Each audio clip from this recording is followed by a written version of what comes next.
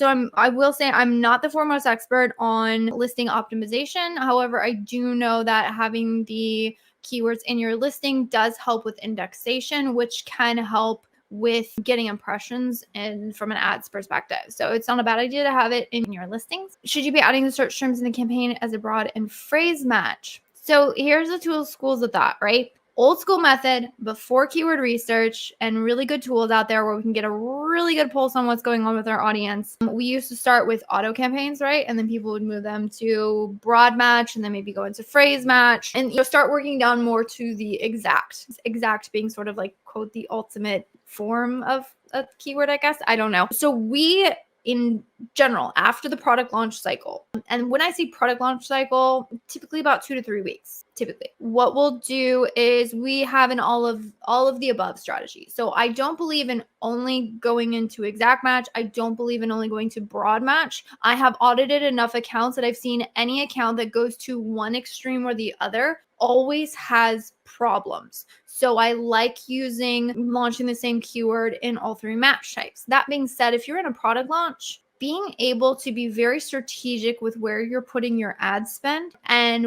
where you're allocating those ad dollars is going to be very helpful in terms of making sure your budget goes as far as it possibly can. So I would say if at all possible, start an exact match. Again, potentially phrase match if you're struggling to get impressions on exact match. Use fixed bids, run that strategy for a week or two just to like really push out the products into the specific section of the market that you've identified. Again, doing that intensive keyword research. And then from there, I would take those same keywords and start layering in, auto campaigns, a little bit broad match campaigns with the same targets.